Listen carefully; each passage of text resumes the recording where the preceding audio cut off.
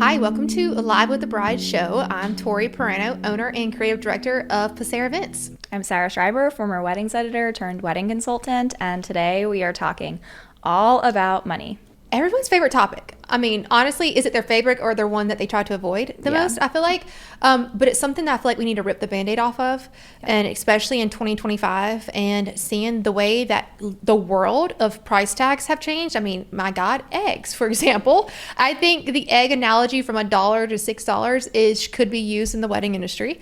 So tell me, your thoughts. You've seen things from your point of view from publications and the weddings that you've featured and had parts in, and you do quite a bit. So tell me, and then we can dive deeper. Yeah, I think, the hardest part of this is so much of what you see online and so much of what is published, not all, but a good amount, is extremely expensive. More expensive than I think folks getting married now really consider or think much about. I think the sticker shock of a wedding in 2025 is enough to send people into chaos, into a total tailspin. And I honestly think money and budgeting is probably top 3 in terms of what causes serious wedding stress right now. So I think we got to help people understand that big or small, these events are investments, and what are the numbers, what are numbers that they need to expect to see? Sure, they vary by market, but Yeah, I agree with you. And I think what the issue is that people will go to Google and say the average cost of the wedding, and it's completely wrong. Sure. You'll see average cost of a wedding in 2025 is $30,000, and that's not it.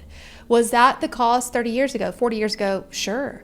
But numbers, absolutely. It varies by location, region, venues. So things that we talk about with our clients are destination in terms of, do they have minimums do you need to hit? Do you have in-house food and bev?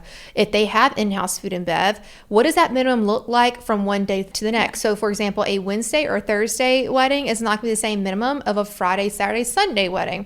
Are you willing to, have a weekday wedding versus a weekend in order to save money on your overall budget? Right. Then you are looking at location. How feasible is it for you to get to that location? Because that's travel cost. For you and your team, depending on who you're hiring. Exactly. And also the feasibility. How many vendors are you bringing in? Are we going to a place international that does not have, anyone within 6 hours? So now you're thinking about travel cost for an entire vendor team. Yeah. Are you prepared for that? Social media puts on great, you can have 40 people in Italy, but which part, which area? It's again, it's that little highlight reel that you're trying to figure out what is the best financial decision for me. At the end of the day, it's knowing those priorities and what is important to you. So we always want to know from the very get-go, the bride and the couple, they need to set their priorities. Yeah. Because if their priorities is having a tented reception and not a ballroom, then we need to set that expectation for what it costs to build out a tent. And so just knowing those categories up front is what's going to change the game. Guest count. Rip the Band-Aid. Everyone slash it. Yeah, seriously. It is one of those things where it's if you want 500 people, be prepared to pay 500 heads per price. So how a budget even comes about, let's just say it's $500,000 divided by 500 people. That's your cost per head. Yeah. Are you okay with that? Yeah. Are you prepared for that? And so I always recommend to go lower your guest count to invest more per head. So now you're really being more intentional with that experience you're providing. But I think what happens is brides see pictures on Instagram through publications. Totally. Pinterest boards, and they're we want that, and they don't know the price tag that comes with it. Right. And then the wedding planner has to be the bearer of the bad news of unfortunately, this is what it cost. Yeah. And I think it's unfortunate, to know social media and honestly random outlets on Google are still saying old pricing because brides go into it thinking they can do something for a certain price, and then it's a huge hit for them. And I honestly feel bad for that, just that first experience they have of oh my God, we thought this was enough money, and now we're gonna have to think about getting a loan or getting this, if we really want what that was. Yeah, I think it's an incredible shock to a lot of couples upon that first round of research too, and they find out this is what a photographer costs, this is what a planning team costs, navigating different types of planning pricing structures, the venue, food and bev is going to be 40% of that budget easy right away. So I mean, I think it's just automatically they're everything is they thought it was 30 and now they're like it's minimum 150. And like I honestly think the weddings that you attend, the weddings that you go to, like those baseline weddings, like I don't think anything's happening really for below 150, honestly, just for that basic kind of stuff. And then those big and beautiful produced tented events happening all over the world that you're seeing on social, that you're seeing posted on all of these outlets, like those are infinitely higher than that. And I think like that just needs to be said, and you just need to sit with that. And it's okay if you can't have that. Like there are so many other ways, you know, to get married and to start life together beyond that price point. Like you can still have a beautiful wedding day without all of that. And I think to your point, dropping that guest count immediately gets you closer. And that's like a thing that I have explored a little bit on TikTok, and like brides have a really hard time hearing that. Like to hear, like, if you want to have something that is visually beautiful, like designed, considered, intentional, with good paper and a beautiful photographer and all these things that you care about, right? Because like you've been told to care about them. I think like dropping that guest count, like that's the easiest way to do it. I mean, and I think most planners, you know, would probably agree. No, it absolutely is true. Because then you can provide a deeper, broader experience per person versus you stretching out funds to divide it up amongst more heads. Beyond guest count though, what are a few other things that you suggest couples cut in order to keep that budget down? First and foremost is the day of the week. And I think we should make it more common that one thing, I mean, you could shave off 30 grand, you know, easily at some venues, or food and bev can shave off 100 grand if you're choosing a Thursday versus a primetime Saturday. There's a lot more negotiation involved when you have weekdays versus weekends. So that's one way. In food and bev world, go like more cocktail heavy hors d'oeuvre style versus a plated dinner. You know, maybe you're not feeding everyone a lobster and steak. Maybe you just want to have cheeseburgers and spaghetti. And guess what? I'll go to that wedding. I'll go to that wedding. Invite me. Invite us. Please. Head table, please. Yes. With chicken nuggets.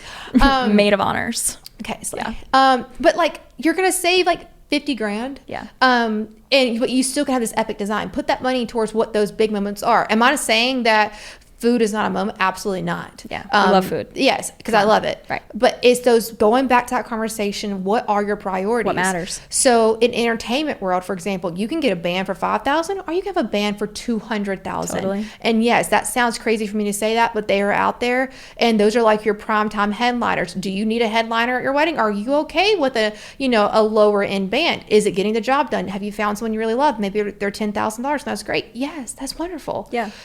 Photography. Same thing. Big range. Big range. I mean, we're talking big ranges in every of these categories, from planners to florists to production crews. It's knowing those priorities. We always have our clients tell us 3 priorities. We're going to then develop your budget prioritizing those 3 categories, and then we're going to go smaller in those other categories. Now, it's up to them if they want to change their mind or like, oh, wait, we do care about our invitation suite. Because in my opinion, that should always be at the bottom. Oh my God, I'm sorry. Oh, you said it. Oh, hot take from Tori. I know. For me, it sets the tone. It sets the tone for the wedding's going to come. Yes. But is that an easy 10K? Right. If we're talking about easy things. If we're talking about easy things, rip the Band-Aid off. It's that paper. Because I feel like menus and day of items are way more important than that invitation suite. Reducing signage even. Like, what signage do you really need? Correct. And that, to me, that lumps under like paper and signage. But I'm not negating any of the wonderful vendors, because there's incredible ones, incredible minds. I love paper. I do love it. But if we're talking about cuts, there's a cut. And some brides, I have said that, and some's like, nope, absolutely not. I have to have that full suite. Wonderful, though. There's your priority. Great, you have one. So what is it that you don't care about at all? And, it can even come down to a dress budget. Okay, honey? I think that's a big one. You may go dress shopping. Don't get happy then. Tell these people that you don't have a $10,000 budget. Right. Maybe you should go look at nice sales racks. Maybe. Ready to wear. You do not have to do bridal. Like, I didn't. I mean, there are so many ways to wear a white dress. That's what I'm saying.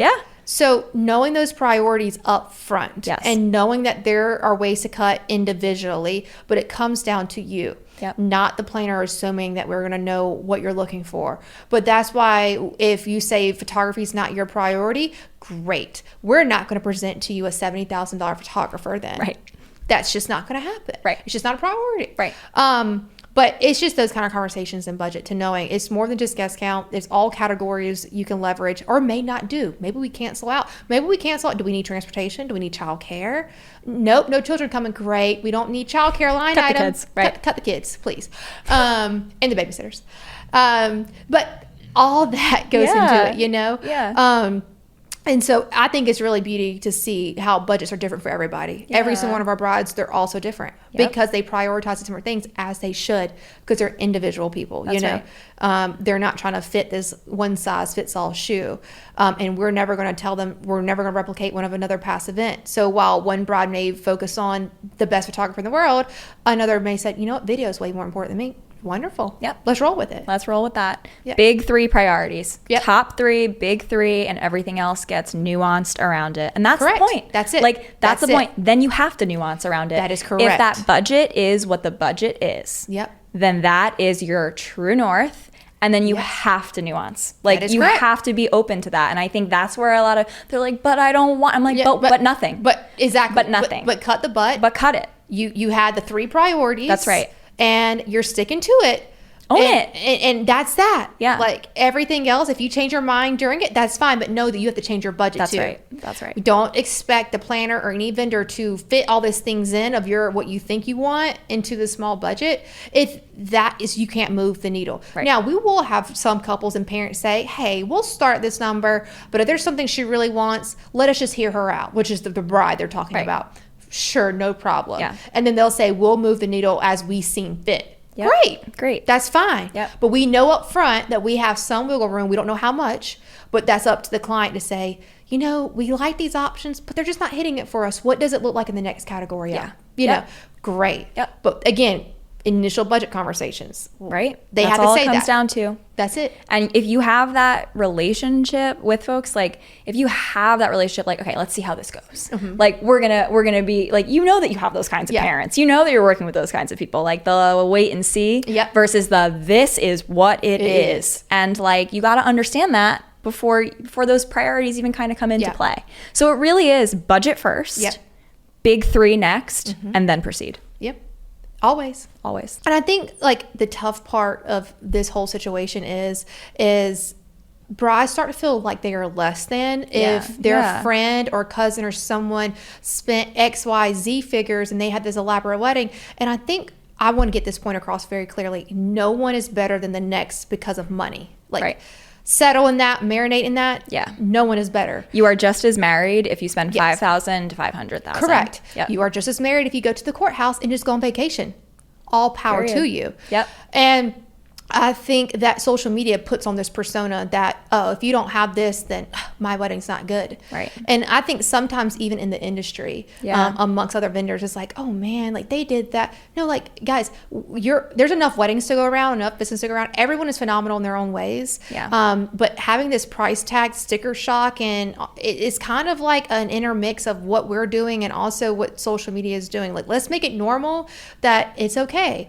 Maybe we're just not the best fit. Like, our ideal client is not doing the bare minimum, but that is okay. Right. There are other people, other planners, other floors, everybody, that there's a niche for everybody. And that's the beauty of what we do. Of course it is. I mean, it's the reason why, like, I think we sit next to each other and work very well. Like, you produce these amazing over-the-top events. I had a 35-person wedding and really love small ones. You know, like, I think, like, there's proof, you know, that both methods are valid. And, like, you know, you gotta work with what you got. Yeah. And that's all it is. That's all it is. That's as simple as Own it is. it. Yes, Own it. simple. Yeah. Work with what you got. Yeah. But where it gets sticky is where clients and brides in this industry want vendors to work with what they got. Exactly. And that's not how this is going to ever happen, because these are all small business owners with a lot of overhead. Period. And you can't go to a vendor and think that they're crazy because this is what their prices are. This is the value. That is their business.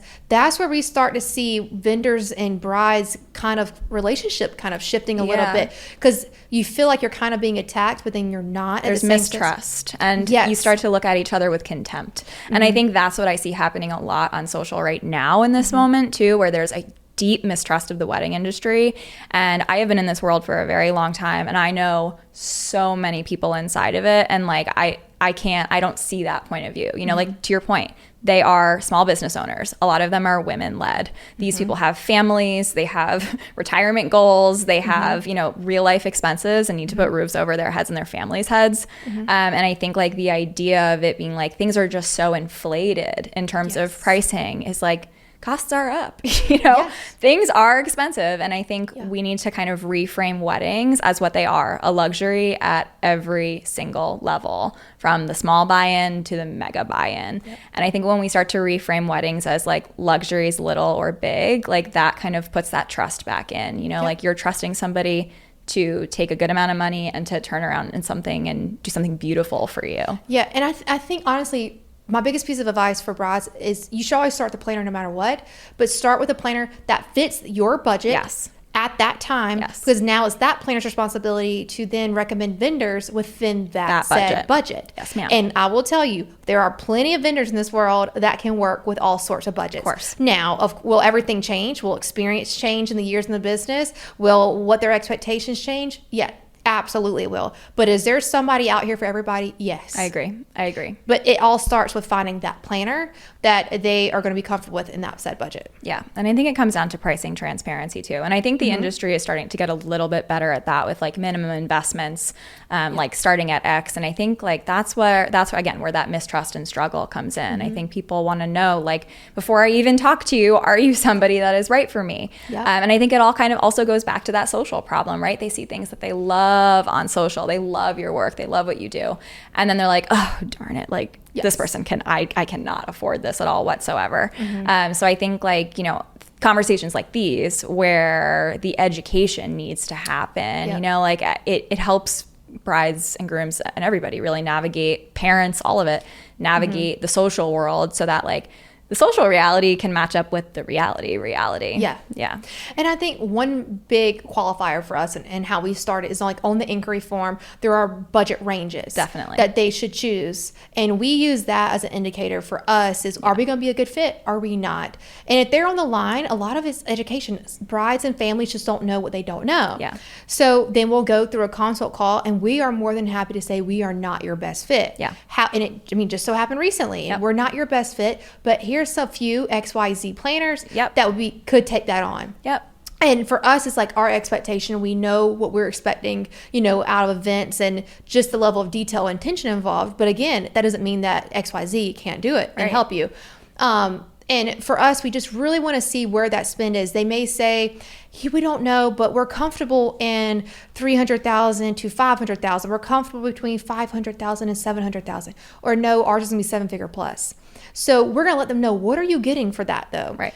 Overall location and guest count, like we just talked about. And then we're going to help guide them. We're going to say on that consult before anything's booked, okay, here's your expectation. You would be in this range if you want this guest count in this area. You would be in this range if you want a tent build out.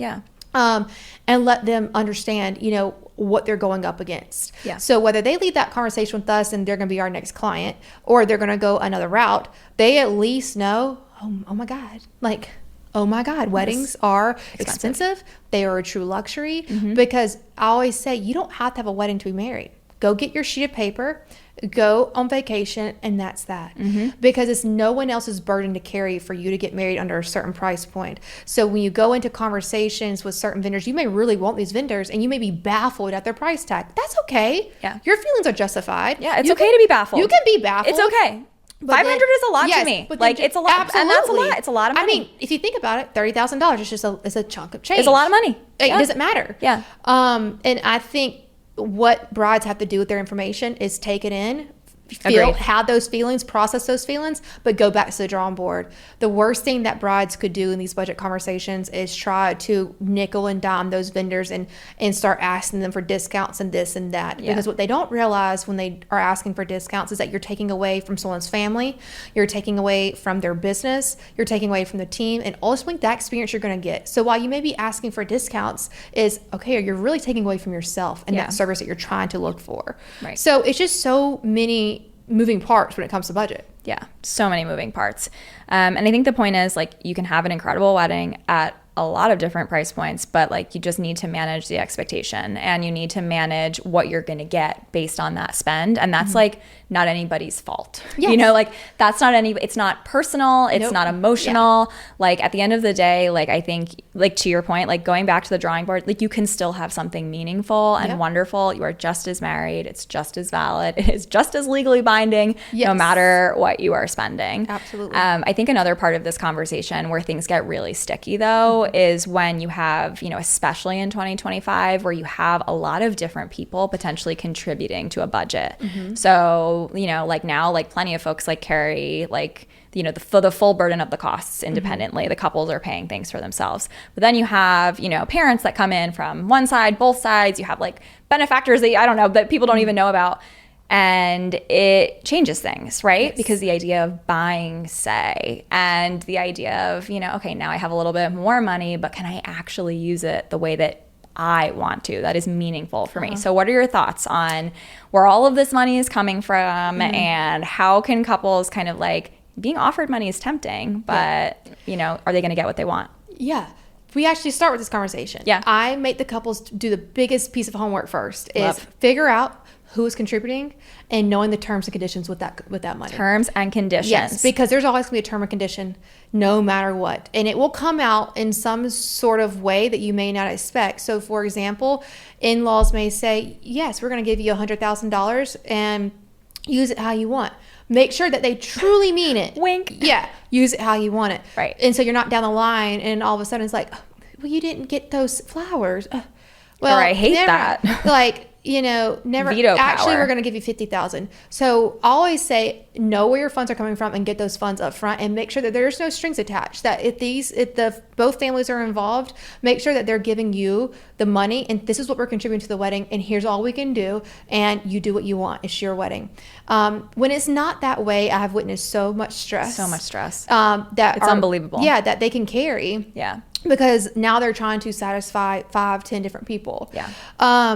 But honestly, it comes down to the education point. Even a lot of times parents are involved with us in the consultation, you know, booking process, and they're asking certain questions and we're educating them even before they're in contract. Yeah. So it kind of helps set that scene a little bit closer to, so then the bride's not having to carry that load by herself to figure out what exactly the budget? Was it going to be? What is it anyway? Yeah. What is the max spend? Are we going to contribute to? Wait, both sides are going to throw in $400,000, but dang, we really want this 10 in production. We're going to have to come up with our own.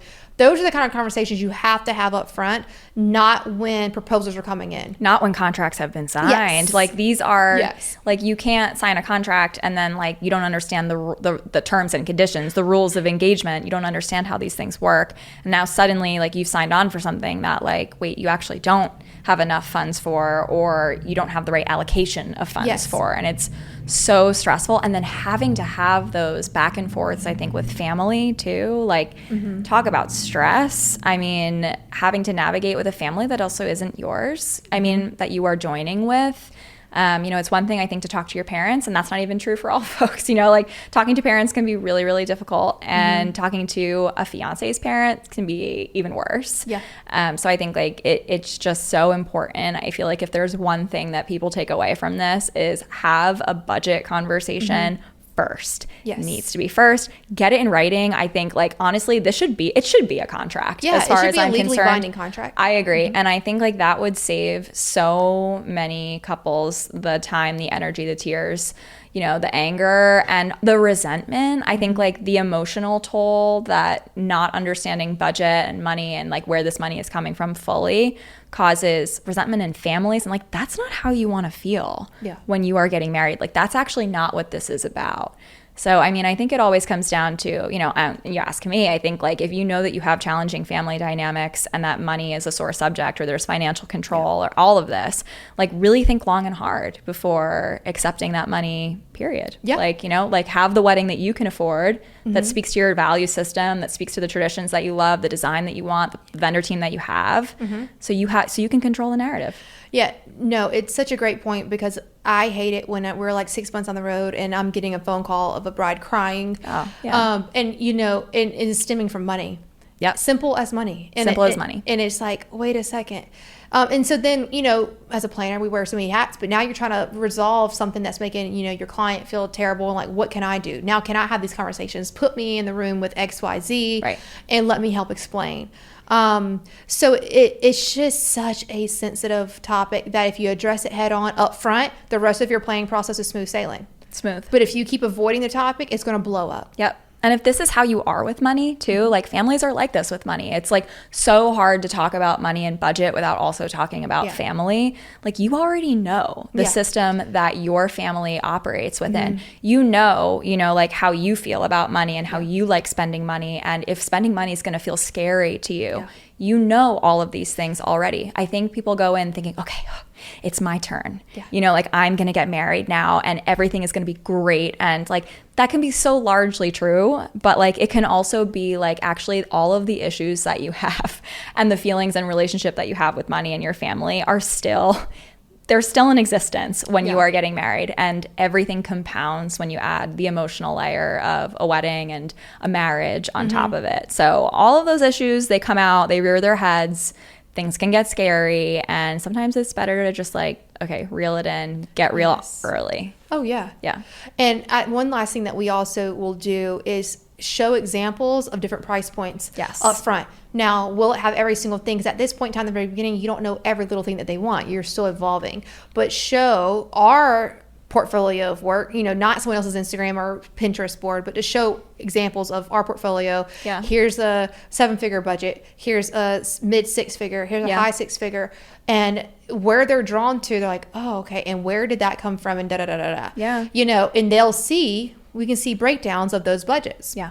Sample budgets, redact names, things of that nature. Yeah. But it's like, oh, so now it's like it's speaking for itself. Definitely. Versus like, okay, well, that wedding looks great. Okay, well, where was that wedding at? Yeah. You know, who was the vendors? What was going on? Blah, blah, blah. Or they'll show a celebrity wedding, not knowing that celebrity could have had many collaborations. And freebies. Exactly. And I'm like, oh, well, yeah, she could have said that cost her this, but really in reality, it really is not that price. Right. I think just the transparency key has to happen from the very jump when it comes to budgets. I agree. And this is something that I really hope one day happens on a more front facing and accessible level.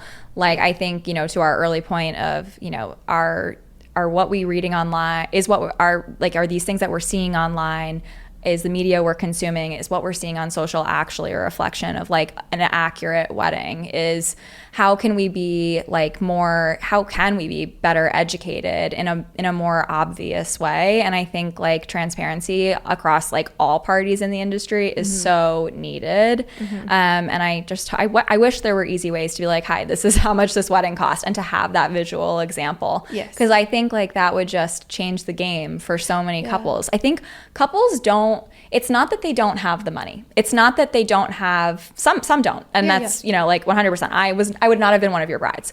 But like if there is still truth to the idea that like when people are prepared for something, they're more amenable to it, and they can save for it, they can plan for it. They're not going to be shocked by it. It's that shock, I think, that is derailing a lot of the trust, a lot of the good work that people are doing. And I'm like, we just need to find a better way, you know, to communicate what these things really cost in this world. No, for sure. I think it starts with like loud publication voices. Yeah. I know some have been coming out with like real numbers and taking away names. Yeah. Obviously it's tough, like from a planner's perspective. Of course, you can't share your clients' financial information. Yes, you can't share that information. You also don't want to put your clients on blast and like, this wedding right here costs XYZ. But I think it could be helpful with ranges in terms of like other vendors like Food and Bev can say our average wedding in 2025 for this is what people are paying, plated versus stations, like, and cost this compared to that. That's what they're paying at our place. Like if a lot of people start using their platforms, like how planners are using it and florists are using it, if everyone used the platform and just started talking vague numbers, all the numbers are going to start making sense. Exactly. And that's where we're at. That's where we're at. Things just don't make sense because they have one number in their head. That is not true. Correct. So I think like it's across the board, right? Like all of these things kind of need to change for that trust to be rebuilt and for the math to math. Yeah. And honestly, the planner is carrying the burden for everybody right now. Yeah. Like we are carrying the burden to vocalize everyone else's pricing, and we carry the burden to negate what they're seeing on Google or what they're seeing on incorrect, you know, outlets from 30 years ago. And if we wouldn't have to carry that burden, though, honestly, if everyone was carrying their own and publicizing and versus waiting for someone to reach out and say, oh, well, this is our food and bev minimum, or this is what this rental rate is. If everyone just kind of openly spoke, it would just be natural. Because it would never be just a planner carrying that burden. It wouldn't be shrouded in mystery. It wouldn't be, smoke and mirrors. It would be something that people had concrete access to. And I think that's all people want. They just want to know, okay, this is for me. No, it's not. Like, it's actually not emotional at all whatsoever. That's all there is to it. Thanks so much for tuning in to Live with the Bride. Follow us on Instagram, watch us on YouTube, and let us know what topics you want to hear more about. See you next time.